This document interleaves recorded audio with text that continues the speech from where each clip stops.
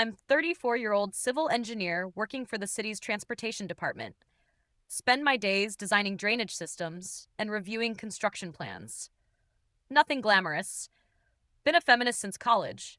Genuinely believe in equality, pay equity, reproductive rights, all of it.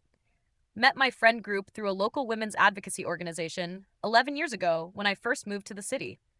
We weren't internet people or activists with platforms, just regular women who gave a fad about women's issues. Sarah, the high school biology teacher who organized our monthly gatherings. Monica, who worked in HR at a manufacturing plant and always had the best analysis of workplace discrimination. Jenna, the social worker who had seen the worst of what happens to vulnerable women. Rebecca, pharmaceutical sales rep with a sharp tongue and sharper mind. We'd been through everything together for over a decade, attended marches, volunteered at women's shelters, had countless discussions over wine about intersectionality and bodily autonomy. They were at my side when my mom died 6 years ago. I held Sarah's hand through her divorce 4 years back. We had inside jokes, shared histories, traded books constantly. Monica and I had this running thing where we'd text each other every time a man interrupted us in a meeting. Felt like these women knew me better than my own sister. Then I met David 3 years ago at a mutual friend's barbecue. He was a software developer. Quiet, kind, actually listened when I talked, not some woke performative ally type. Just genuinely respected me as a person.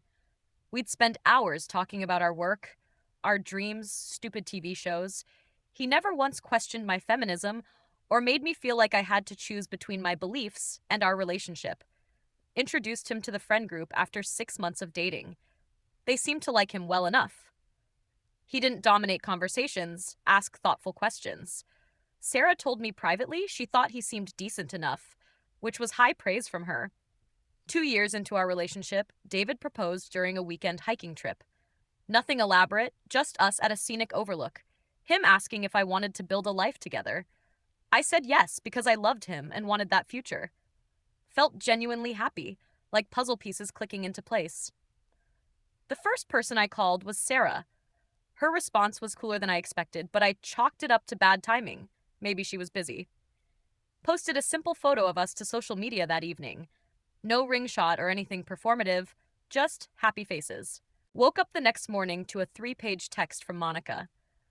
I can't believe you're actually doing this.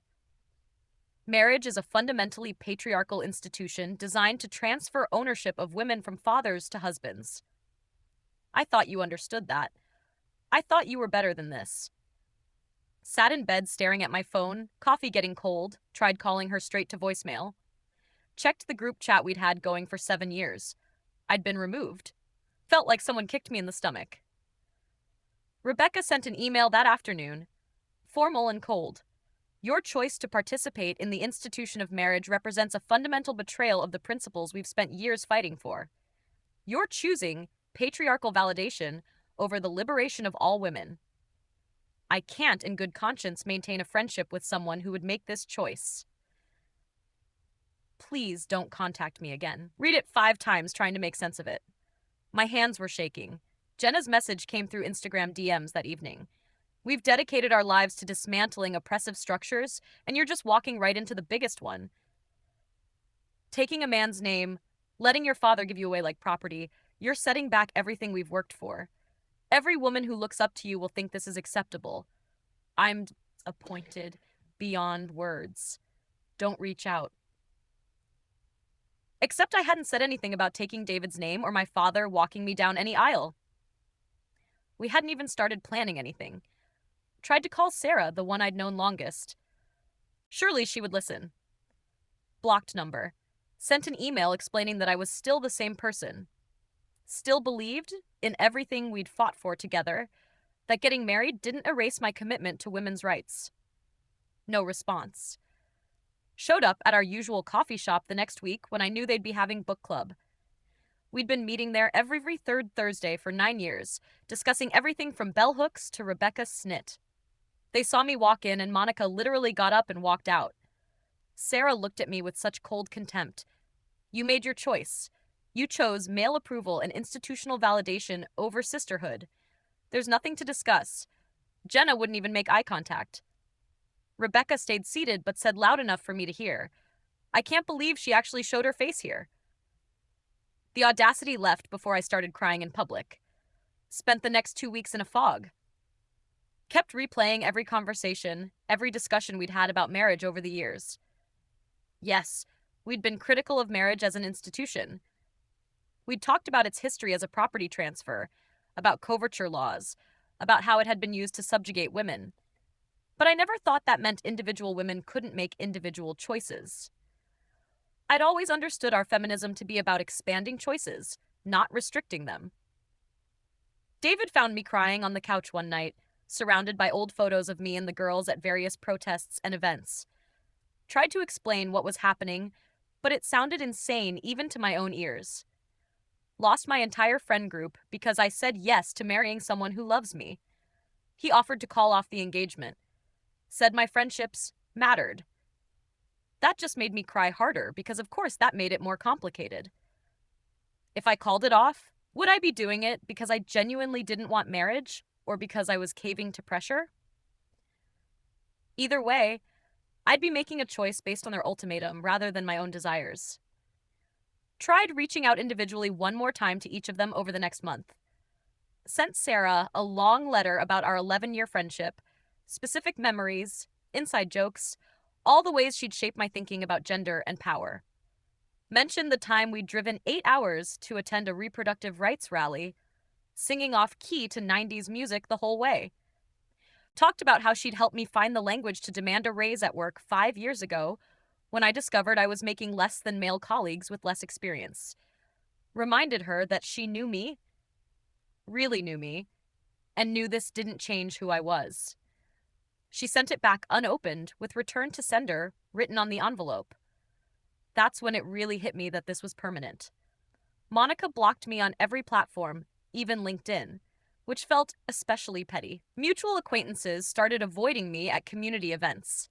One woman I'd volunteered with at the women's shelter pulled me aside at the grocery store, told me she'd heard what happened, and while she felt bad for me, she understood where my friends were coming from. Marriage is the bedrock of patriarchal control. By participating in it, you're giving it legitimacy. You're telling young women that it's acceptable, even desirable. You have to understand how that undermines everything. Wanted to scream that I was just living my own life, making my own choices. Isn't that what feminism was supposed to be about? But I just nodded and left. David and I got married 6 months later in a small ceremony. My family was there, his family, some coworkers, a few casual friends. The absence of Sarah, Monica, Jenna, and Rebecca was a physical presence. I'd imagined them at my wedding for years, standing beside me. Instead, I had my cousin as maid of honor, a perfectly nice person who I saw maybe twice a year. We did a ceremony that felt authentic to us. I wore a white dress because I liked how it looked, not because of any symbolism about purity. My dad didn't walk me down the aisle. We walked in together because we wanted to enter as equals. I kept my last name professionally, but took David's socially because the paperwork seemed easier, and I genuinely didn't care that much about the name itself. Felt like every choice was scrutinized in my own mind. Was I doing things because I wanted to, or because I was trying to prove something?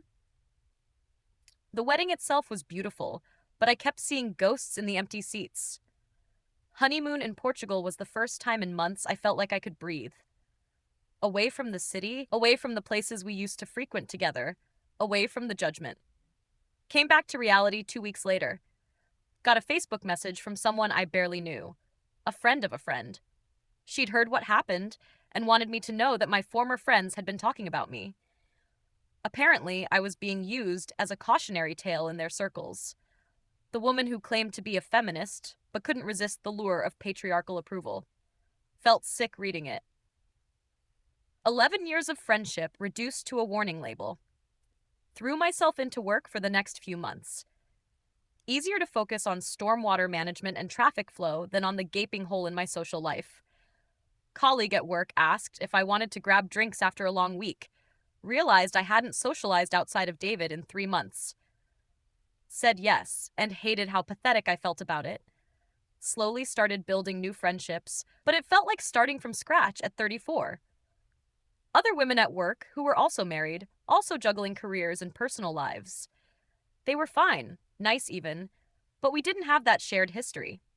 No inside jokes that spanned years, no deep theoretical discussions about power and gender. Missed those conversations more than I expected. Missed Monica's razor sharp analysis of everyday sexism. Missed Jenna's stories from the field that put everything in perspective. Missed Rebecca's dark humor about the absurdity of it all. Missed Sarah's ability to synthesize complex ideas into clear frameworks. 1 year after the wedding, saw Sarah at a community meeting about urban development. My heart literally started racing.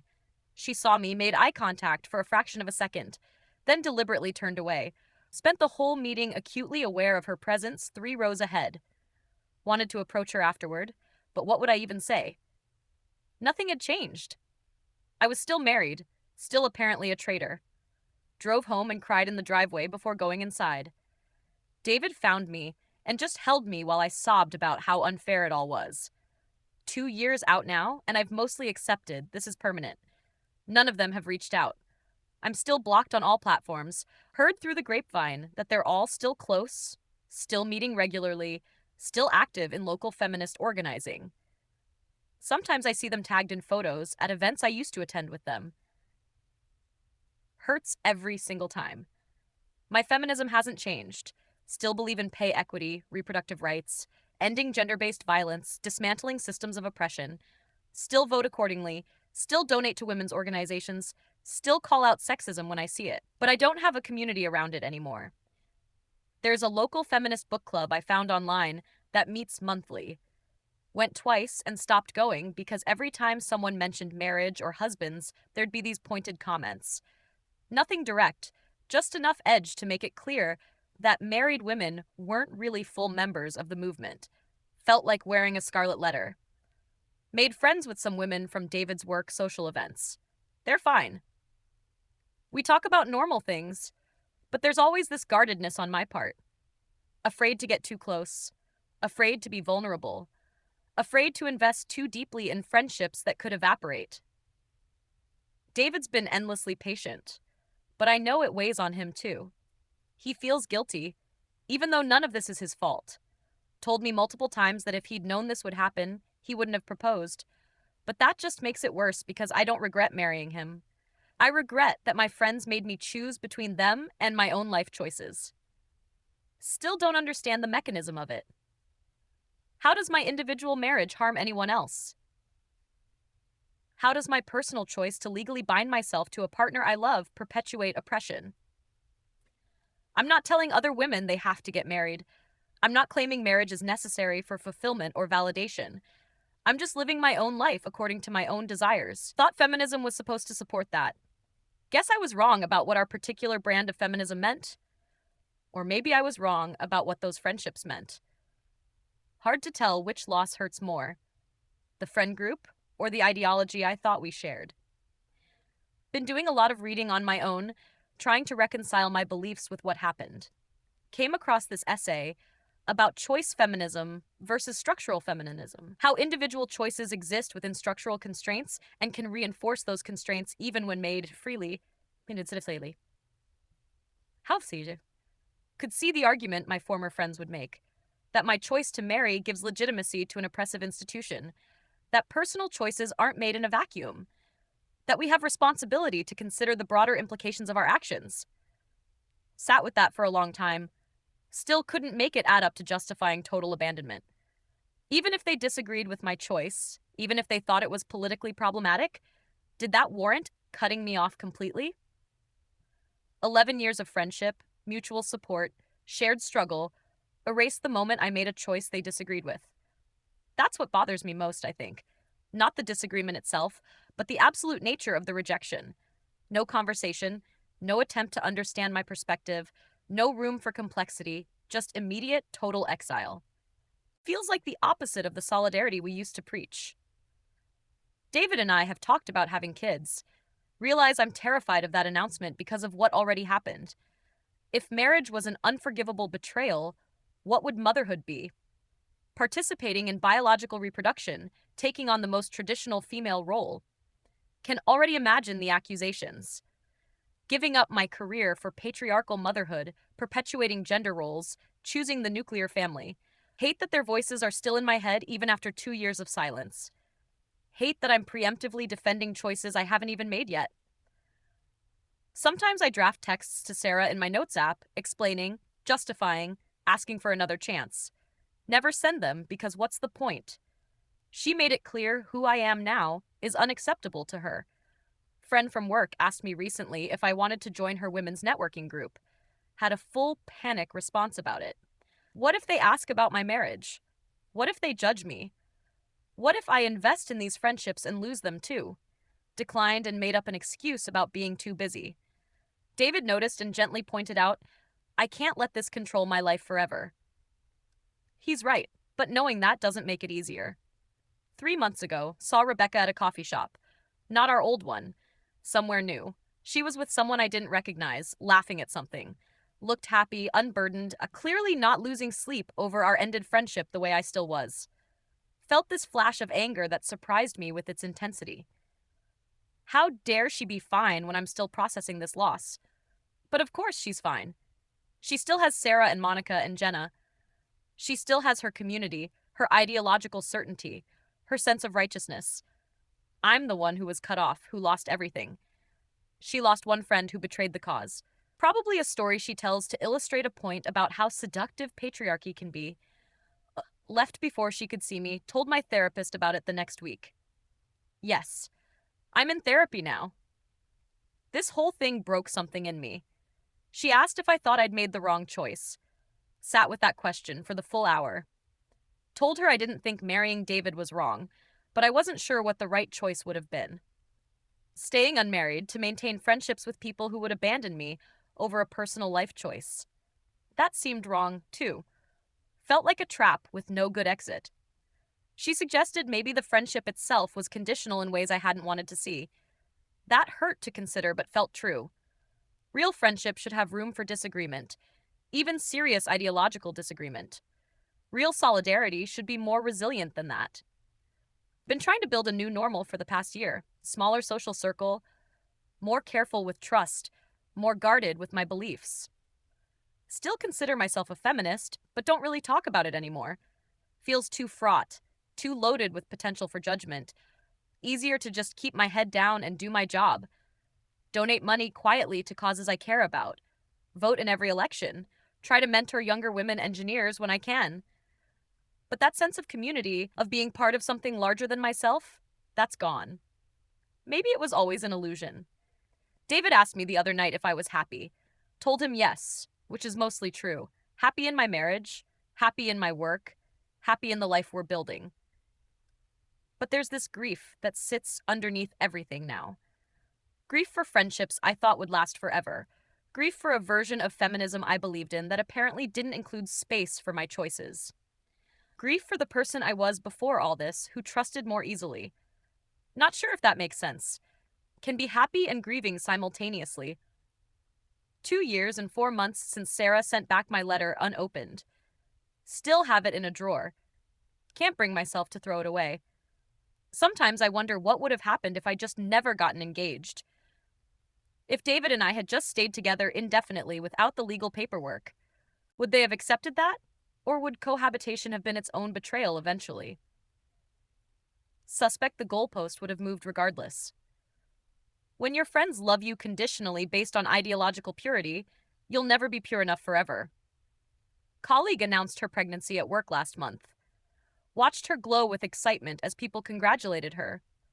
Felt that twist of anxiety about whether I'd ever let myself have that, whether I'd ever stop filtering my choices through the lens of invisible judges.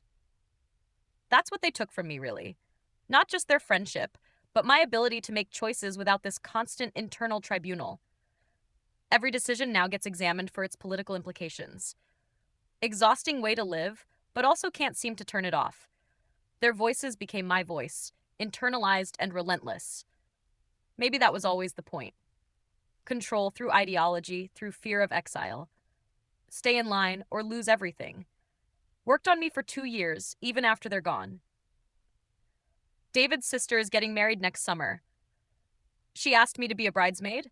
Said yes, because she's lovely and I'm genuinely happy for her. But there's this weird guilt about participating enthusiastically in someone else's wedding. Like I'm proving my former friends right about something. That I fully embraced patriarchal institutions without question. Except I do question them constantly. Maybe too much. Just came to different conclusions than Sarah and Monica and Jenna and Rebecca wanted me to. Saw a social media post from a mutual acquaintance last week. Photo from some feminist event with all four of them in it. Looked like they were having a great time. 11 years of my life reduced to people I occasionally see in other people's photos. Closed the app and didn't open it again for 3 days. Sometimes I imagine running into them somewhere and having a conversation. Me explaining calmly and rationally why their response was disproportionate. Them suddenly understanding and apologizing. Us rebuilding something new. No, it's a fantasy, but can't help returning to it. Reality is, they probably never think about me at all. I was excised cleanly and they moved on. Only person still dwelling on it is me. David suggested maybe trying to find a different feminist community. More inclusive, less dogmatic. Looked into it half-heartedly, but can't seem to commit. Scared of investing again just to face the same rejection. Scared that any feminist space will eventually demand the same purity.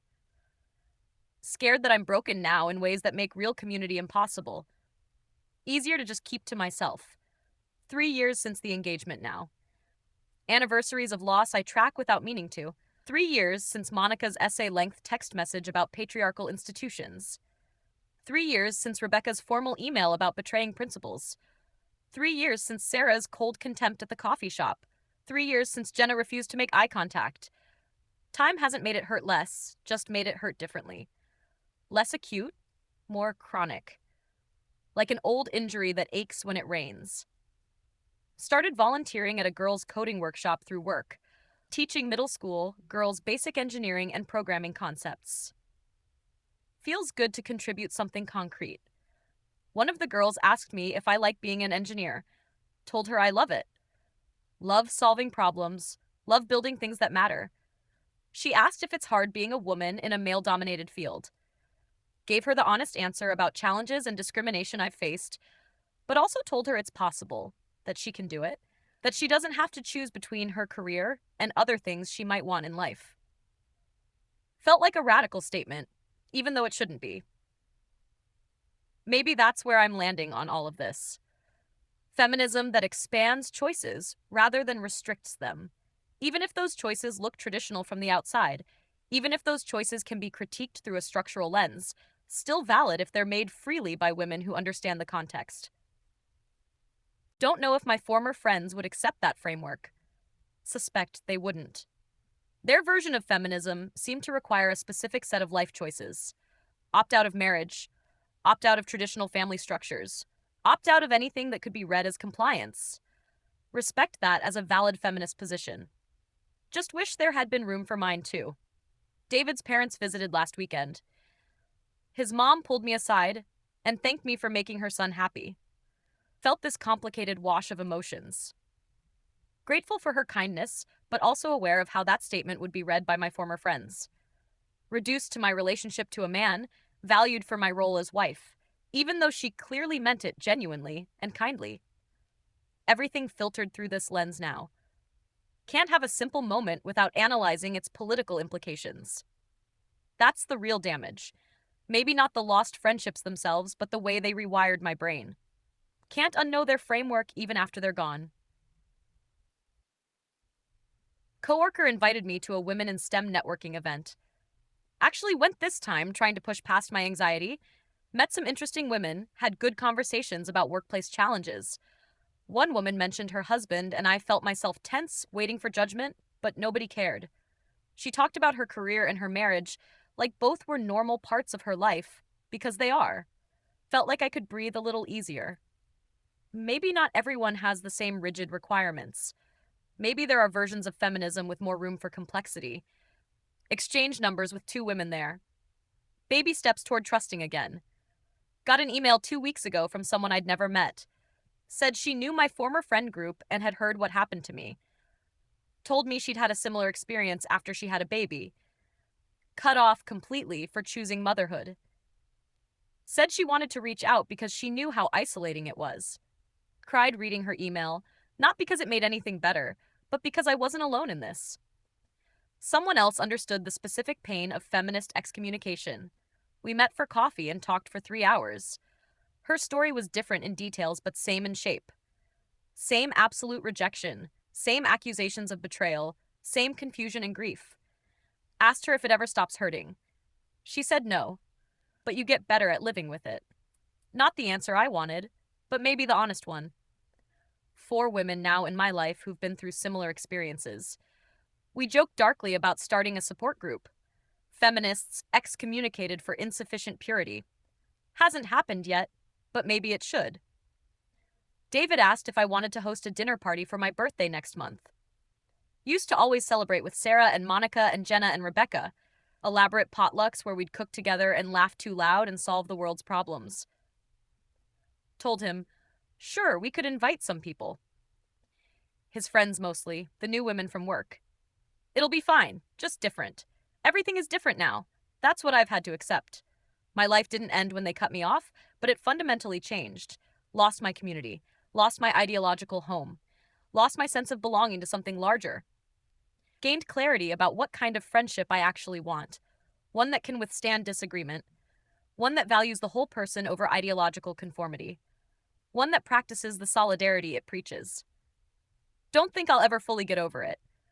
Those friendships shaped me, held me, meant everything to me for over a decade. You don't just move past that kind of loss. You incorporate it, carry it, let it change you. Still a feminist, still believe in women's rights and gender equality. Just more careful now about who I trust with those beliefs. More skeptical of movements that demand total allegiance.